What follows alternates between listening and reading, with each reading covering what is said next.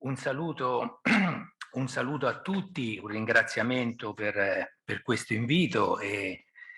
il piacere di essere qua per sottolineare l'importanza che per la comunità professionale psicologica ha avuto e spero avrà questa consensus. Non faccio ricordi personali, ma dovrei ricordare ormai diversi anni fa un incontro con il professor Sanavio e poi dopo con Paolo Michelin, quando si è cominciato a parlare dell'idea della consensus della possibilità per il Consiglio nazionale. Io all'epoca non ero presidente, ma ero nell'esecutivo nazionale di poter partecipare.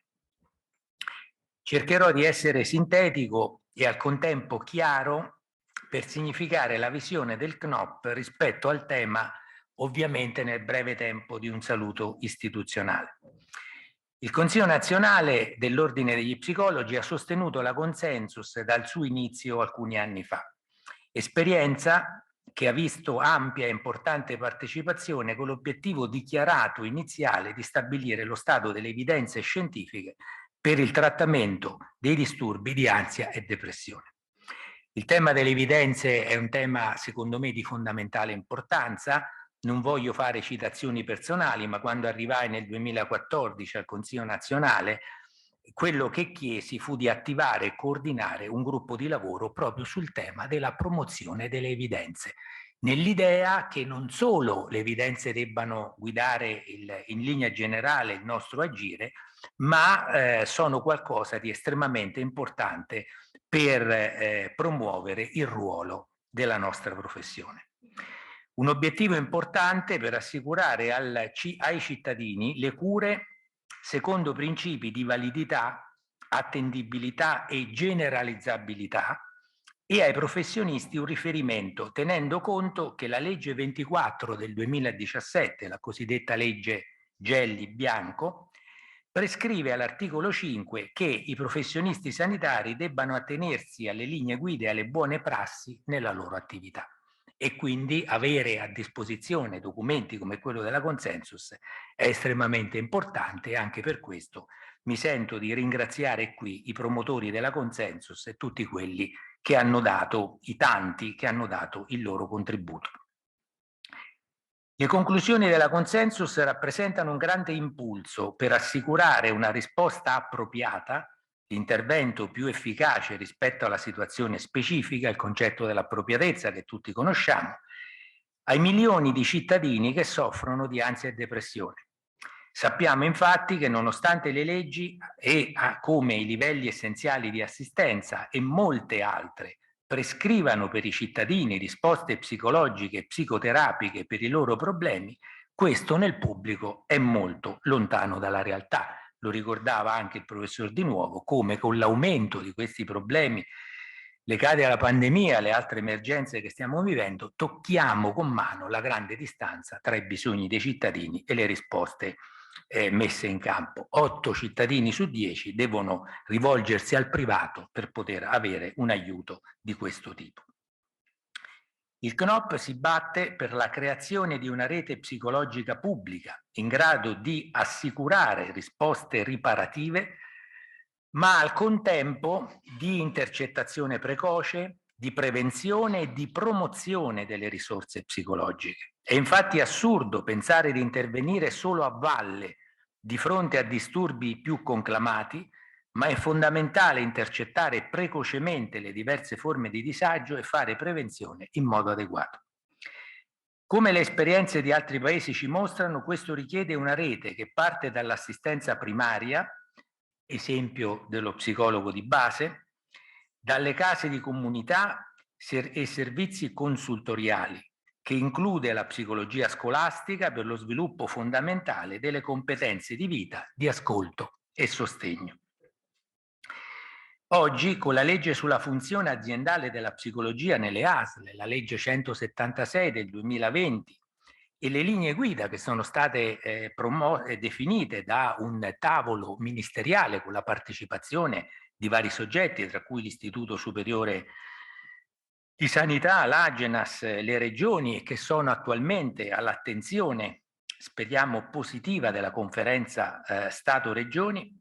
possiamo sperare di mettere la psicologia nella condizione di svolgere la sua missione trasversale nel Servizio Sanitario Nazionale, assicurando la propria presenza dalla base ai servizi specialistici sino all'ospedale. Nei servizi specialistici ci sono ovviamente quelli di salute mentale, CSM, DSM. Gli psicologi psicoterapeuti ci devono essere in numero maggiore e avere un ruolo adeguato. Ma la funzione della professione nel Servizio Sanitario Nazionale è ben più ampia e non può assolutamente esaurirsi nell'attività di questi servizi. Come scrivono Layard e Clark, saluto il professor Clark che è qui presente, raccontando l'esperienza inglese,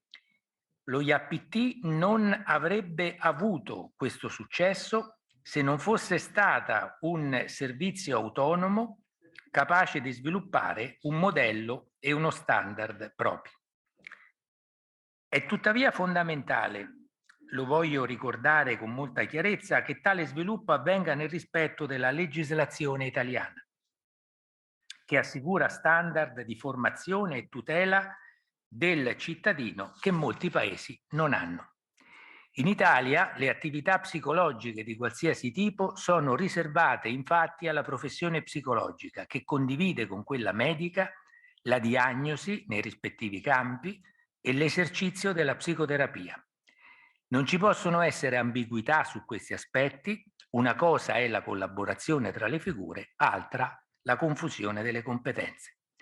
Ho già avuto occasione durante i lavori della Consensus di segnalare che la stessa denominazione di terapie psicologiche può prestarsi ad interpretazioni ambigue. La normativa prevede infatti in Italia gli interventi psicologici come competenza riservata e specifica dello psicologo che riguardano tutti i campi operativi, ivi incluso quello diagnostico e clinico, mentre l'attività psicoterapeutica, come prescrive l'articolo 3 della legge 5689, è riservata agli psicologi e ai medici che hanno svolto una formazione specifica ulteriore. Sappiamo che in altri paesi molti di questi aspetti non sono normati, che le attività psicologiche e psicoterapiche possono essere svolte da altre figure, che spesso non c'è chiara distinzione e attribuzione di competenze, ma pur nel rispetto delle realtà e tradizioni altrui, credo che il percorso italiano sia un grande risultato per garantire i cittadini e quindi da difendere. È del resto questa una delle funzioni di un ordine professionale, sia verso l'esterno che all'interno della comunità professionale.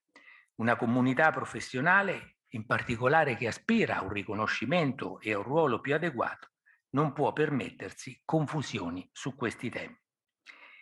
Teniamo inoltre conto che gli psicologi psicoterapeuti sono tenuti alla formazione continua, ECM, nelle competenze loro assegnate e che questo non può essere visto come un mero adempimento burocratico, ma come una opportunità da valorizzare e che il CNOP e gli ordini sono impegnati a promuovere, mettendo a disposizione molti corsi anche relativamente ai temi di cui ci stiamo occupando. È quindi indispensabile che la promozione dei risultati della Consensus di Padova, sulla quale anche il CNOP è impegnato, avvenga nella chiarezza di questi aspetti, perché solo così potremo sviluppare i servizi e le attività come auspicato e fornire, senza fornire alibi alla politica per la sua latitanza. Concludo evidenziando che lo sviluppo di una rete pubblica dovrebbe passare anche attraverso una inedita collaborazione tra servizio sanitario e liberi professionisti, tramite apposite convenzioni. Il protocollo per l'intervento nella scuola o il bonus psicologico sono esempi di collaborazione in questa direzione. Il servizio pubblico è fondamentale nel suo ruolo, va potenziato ed aggiornato, ma c'è molto bisogno anche di una collaborazione chiara e nuova con il mondo della libera professione. Vi ringrazio e vi auguro buon lavoro.